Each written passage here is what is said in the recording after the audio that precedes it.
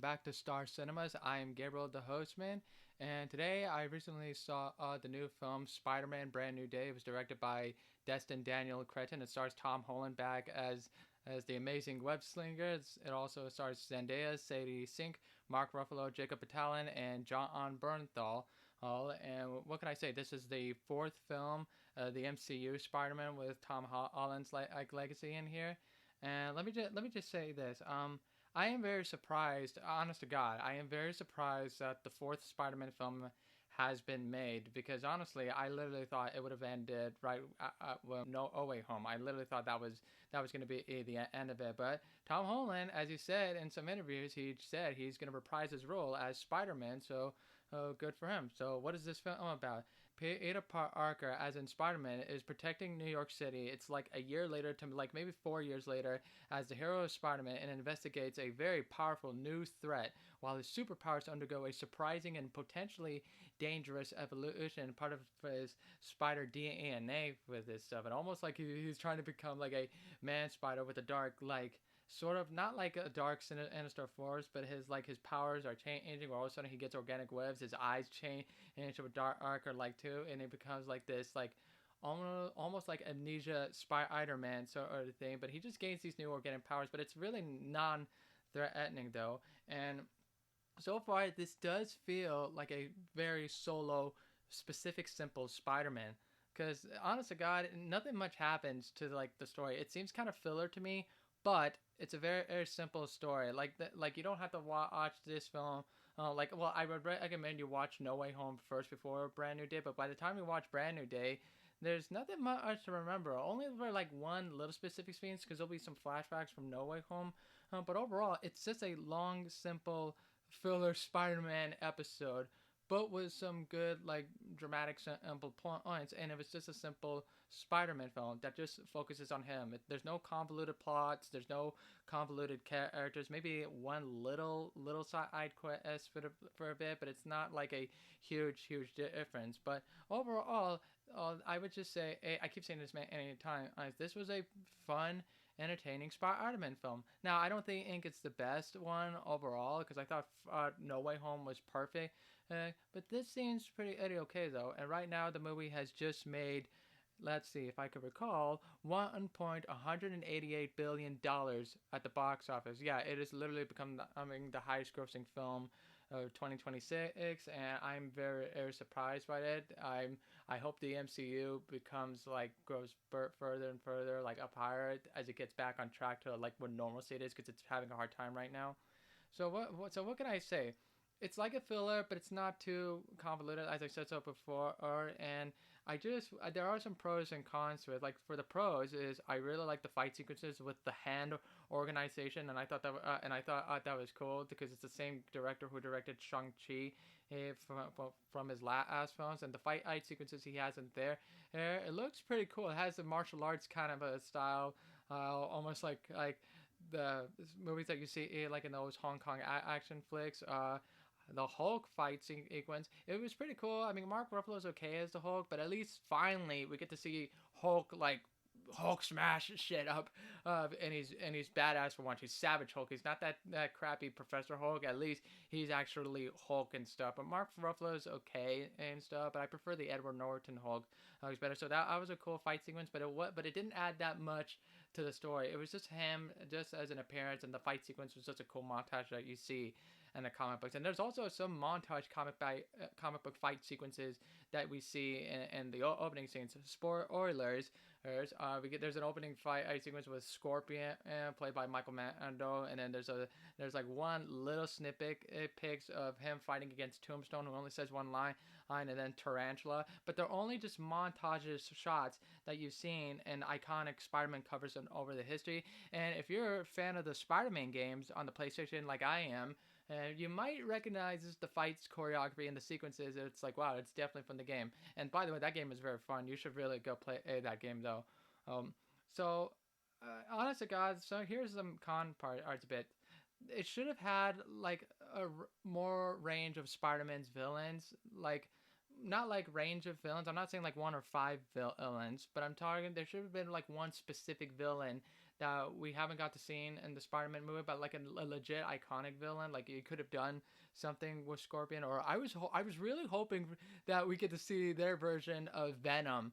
That a lot of fans were having theories before this movie came out, and the villain was very, very secretly hidden because they didn't know who it is it, who is it going to be the villain, and the villain is a cliche misunderstood slash a hero. Again, spoiler warning if you haven't seen the film, even though it's been about out for a week now. I think now you should know by now. So the spoiler is the so-called villain turns out the hero is Sadie Sink, who plays Jean Grey. That's right, Jean Grey, the Dark Phoenix herself of is now being introduced. I thought for sure Sadie Sink was going to be the new Mary Jane Watson or Gwen Stacy sort of like thing, but or even like Felicia Hardy, but no, she's Jean Grey in the upcoming X-Men reboot, and she just plays like a tragic character. For those of you that know the Jean Grey A series, she's struggling with her powers. She's mind controls people. She has the same powers as Professor X and stuff, and she just causes like destructions just to get into Peter's mind. I guess maybe because she's feeling hopeless. She's helpless.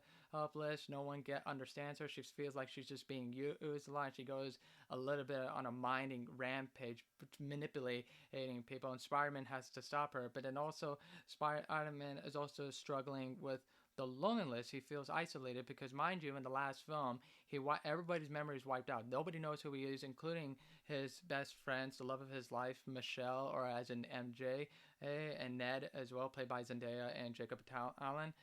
No one knows who he is, so he just feels lonely. He wants to get his friends back, and he's trying everything he can to like get used to it. But at the same time, he wants to get his friends' memories back by handing them that letter that we saw in the last film and stuff. So all of that adds stuff up while also struggling to become Spider-Man.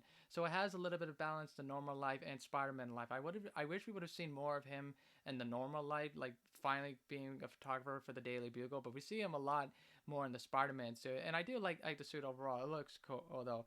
Oh yeah, and the Punisher is in it, played by John Bernthal, and it's just Punisher just being Punisher. John Bernthal is great, and it just has like a buddy cop, big brother and little brother duo that Spider-Man and the Punisher have, and so by both of these actors.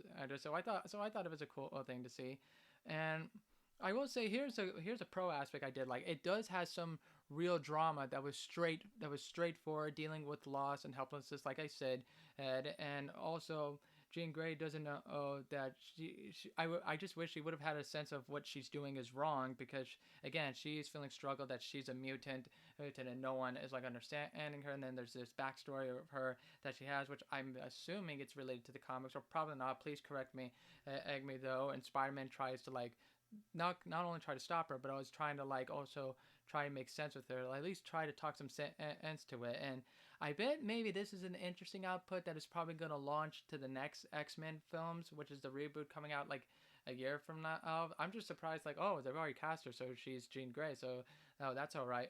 All right. So, I just wish there would have been more tragics, like another main villain that is manipulating Jean Grey, that maybe could have had at least. I keep saying Venom, or I can imagine it's Sinister. Like, why not just get an X-Men villain, and Mr. Sinister to manipulate her, and that's the Spider-Man villain. Just something like that, and even have more screen time for Scorpion though. But I did like the drama aspects that Peter is dealing with all this stuff and struggling how to use his powers. And I also wish there's a few sequences where we get to see him as Spider-Man have this rage fuel and fighting against Scorpion. And we get to see him fight against Scorpion, and I want him to see him have this rage fury attack, like where he's just beating the crap out of people, and then he's just like struggling with the Spider-Man DNA, because I guess it involves an anger too, or unlocks his potential like organic new powers and stuff. That I wish I would have saw more of his like anger and rage to it. Hopefully, maybe they'll save that for like a Venom arc, which I hope it does though. So my final thoughts overall, it's a fun, entertaining film. It's kind of a bit of a long filler story, but it's very, very simple. You get to see Tom Holland being Spider-Man again, and he's great overall.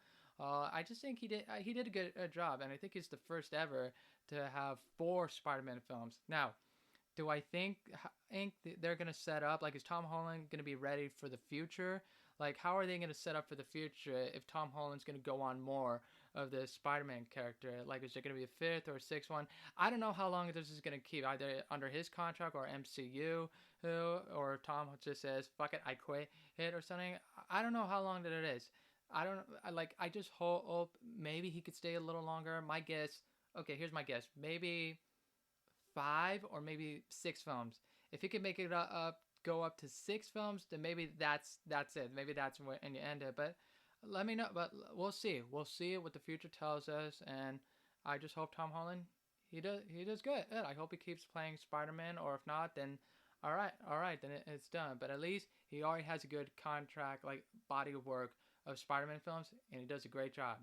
So there you have it, guys. That is my review for Spider-Man Brand New Day. And for my final grading is, I'm going to give this 4 out of 5 G stars. So yeah, guys, it's a solid B action movie for Marvel Studios, for Marvel Comics. If you love Spider-Man, go see this film, or better yet, have a whole marathon of all the Tom Holland Spider-Man films, or all the Spider-Man films from Tobey Maguire's Andrew Garfield to Tom Holland. That's going to be great. Watch the cartoon series of all. Bring your kids, bring your families, watch it with you. And if you're a big Spider-Man fan, you'll love it. As you can see, here's my Spider-Man shirt, which looks pretty cool. And you can see from the background, here's my Spider-Man Piggy Bank sort of character. So you can say, yeah, he's like, says hi, you know. So anyway, that looks cool and stuff. So don't forget to please like and subscribe my show. Follow me at stars_hostman on Instagram, and type in Star Cinema's Hostman with me, Gabriel the Hostman, on YouTube, on any podcasting platform, Spotify, Apple, yada yada yada. I am everywhere. So as usual, this is Gabriel the Hostman saying to you all, good night, everyone.